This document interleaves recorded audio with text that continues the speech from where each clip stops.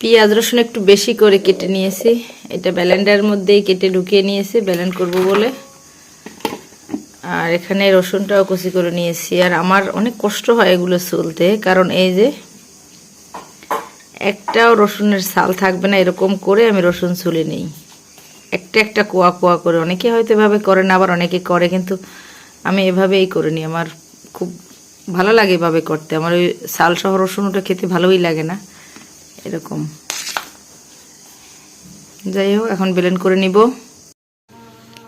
এই যে পেঁয়াজটা ব্লেন্ড করে নিলাম। মানে কাজ কত দ্রুত হয়ে যায় সেটা ব্লেন্ডার থাকলেই শুধুমাত্র বোঝা যায়। পেঁয়াজগুলো বেটে নিতে অনেক অনেক সময় লাগতো, আর আমি খুব একটা মিহিন করি না, এরকম একটু ভাঙা ভাঙা। এরপর রসুনটা ব্লেন্ড করে নিব। ব্লেন্ডারটা মাশাআল্লাহ অনেক ভালো।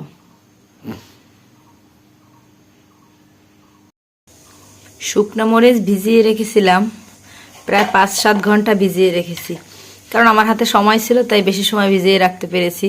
আর যাদের হাতে সময় কম তারা 2-3 ঘন্টা ভিজিয়ে রাখলে হয়। এই যে একদম নরম হয়ে গেছে। এখন ব্লেন্ডারে দিয়ে ব্লেন্ড করে নিব। আর এই মরিচ দিয়ে মানে গোশ রান্না করলে সে যে কি সুন্দর একটা কালার আসে, মানে বলে শেষ করা যাবে না। গুঁড়া মরিচ যতই খাঁটি হোক এত সুন্দর কালার হয় না, কিন্তু বাটা মশলার কালারটা আসলে অন্যরকম। এই যে ব্লেন্ডার নিয়ে নিয়েছি, এখন ব্লেন্ড করে নিব। কেউ পাটায়ও বেটে নিতে পারেন, একই রকম হবে। এই যে ব্লেন্ড করে নিলাম। ব্লেন্ড করে নেওয়ার পরে এই যে কালারটা দেখেন কি যে চমৎকার। আর আগে আমি যে ব্লেন্ড করে নিয়েছিলাম তার এতটুকু অবশিষ্ট আছে, এটা 1 কৌটো করেছিলাম, এখন এতটুকু আছে, যার কারণে আবার একটু করে নিলাম, আবার 1 কৌটো হয়ে যাবে। হয়তো পাটায় বেটে নিলে এর থেকেও সুন্দর হবে। মানে পাটায় বাটা সব থেকে বেস্ট, কিন্তু পাটায় বাটতে হয়তো অনেকেই, আমি যেমন পারি না অনেকেই পারে না, হাতে ঝাল লেগে যাবে বা কষ্ট হয়, হাত মানে জ্বালা পোড়া করে। কিন্তু মোটামুটি যাই মিহিন হয় তাতে রান্নাবান্নার কাজ চলে যায়। সেই হিসাবে বলা যায় যে যারা ব্লেন্ডার আছে তারা ব্লেন্ড করে নিতে পারেন, অনেক সুন্দর কালারটা আসে। মশলা কৌটায় ভরে নিয়েছি, 1 কৌটো হয়ে গেছে, আর কৌটায় জায়গা নেই, মানে আর ধরাচ্ছে না। আর এখনো এতটুকু অবশিষ্ট আছে, এটা দিয়ে হয়তো আজকে তরকারি রান্না করে ফেলবো। আর শুধু যে আমি মরিচ এভাবে ব্লেন্ডার করে নিয়েছি তা কিন্তু না, আমি অনেক কয়টা আইটেমের মশলা এরকম ব্লেন্ড করে নিয়েছি, সবগুলোই আপনাদের সঙ্গে শেয়ার করব। গোশ রান্না করে নিচ্ছি। আর এটা এখানে পুরোটাই কিন্তু সলিড গোশ, মানে হাড়গুলো সব সরিয়ে নেওয়া হয়েছে, ওগুলো আলাদাভাবে আবার রান্না করা হবে। আর এখানে সলিড গোশগুলো নিয়েছি, এটা আলু দিয়ে ভুনা করা হবে। আর ওই যে বাটা মশলা দিয়ে রান্না করছি, যার কারণে কালারটা এত সুন্দর আসতেছে মাশাআল্লাহ। কালারটা দেখলে চোখ জুড়িয়ে যায়। গরুর গোশ নিয়ে আসছে, আর এখন গরুর গোশ রান্না করা হবে। গরুর আরও অনেকটাই নিয়ে আসা হয়েছিল, সেটা আমি ফ্রিজে তুলে রেখেছি, তখন আর ভিডিও করার কথা মনে নাই। এখন রান্না করতে যাব তাই ভাবলাম যে আসলে তো এই কাজটা ভুল হয়ে গেছে। যাই হোক, ভুলই, এখন আর সেটা বের করার দরকার নাই। আর গরুর গোশের সঙ্গে চয়ে জাল, এই যে বাগেরহাট অঞ্চলের বিখ্যাত চয়ে জাল, মানে গরুর গোশ আর চয়ে জাল বাগেরহাটে প্রত্যেকটা মানুষ চেনে। শুধু বাগেরহাট না, আমি এখন টিভিতে তো প্রায়ই দেখি যে দেশের অন্যান্য অঞ্চলের মানুষও কিন্তু এখন চই জাল দিয়ে গোশ রান্না ভীষণ পছন্দ করে। সেটা গরুর গোশ হোক, খাসি হোক, মুরগি হোক, হাঁস হোক, মানে প্রত্যেকটা গোশের সঙ্গে চই জাল অনেক বেশি টেস্টি। মানে এবং শুধু যেটা খেতে মজাদার তা কিন্তু না, এটা কিন্তু অনেক স্বাস্থ্যগুণ সমৃদ্ধ একটা গাছের একটা অংশ, লতা এই গাছটা লতা একটা গাছ। যাই হোক, চই জাল দিয়ে গরুর গোশ রান্না হবে।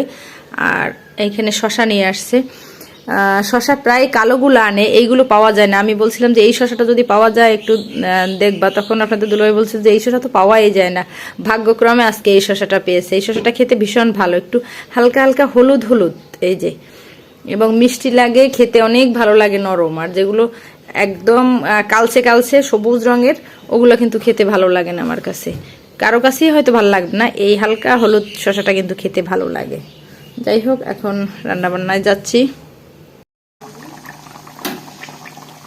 গরুর গোশ রান্না করছি। আর গরুর গোশ গ্যাসে রান্না করতে কিন্তু অনেকটা সময় লাগে, কারণ গরুর গোশ কষাতে অনেক সময়, তারপর আবার জলের পানি দিয়ে কষাতে হয়, তারপর আবার আলু দিয়ে রান্না করব। যাই হোক, ধীরে ধীরে রান্না করলে কিন্তু টেস্টটা বেশি হয় আসলে।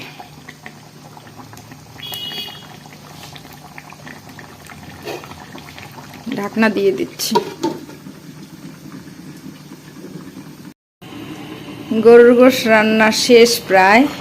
এই যে একটু পরে গরম মশলা দিয়ে উঠিয়ে ফেলবো, চুলার জাল বন্ধ করে দিব। আর এই যে বাগেরহাট অঞ্চলের বিখ্যাত চই জাল দিয়েই কিন্তু গরুর গোশটা রান্না করা হয়েছে।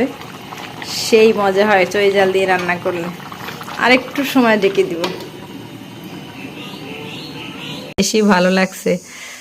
এটা কিন্তু মানে ন্যাচারাল যে পাকা, সেটা চারিদিক পাকা। প্রথম যখন নিয়ে আসছিল তখন কিন্তু এতটা পাকা ছিল না, হালকা হালকা পাকা ছিল। ঘরে বসে একা একা এতটা সুন্দর হয়েছে। অথচ অন্য সময় যদি এরকম একটা টমেটো পাওয়া যেত তখন কিন্তু বোঝা যেত যেটা আসলে ন্যাচারালভাবে পাকানা, কোলেস্টোরে রাখা বা কোনো কেমিক্যাল দিয়ে পাকানো। কিন্তু এটা তো বোঝা যাচ্ছে ন্যাচারালভাবে পাকা। মানে আপেল বলেন, কমলা বলেন, যত দামি ফলই হোক না কেন, এই মুহূর্তে এর থেকে মনে হয় দামি আমার কাছে আর কিছুই নাই। এত বেশি ভালো লাগে, ভাত খেতে ইচ্ছে যদি নাও করে, এরকম একটু সালাদ দিয়ে অনেকগুলো ভাত খেয়ে ওঠা যায় এবং অনেক রুচি হয়, মুখে ভালো লাগে। শুধু যে ভাত খাওয়া না, শুধু সালাদ খেতেও আমার ভীষণ ভালো লাগে।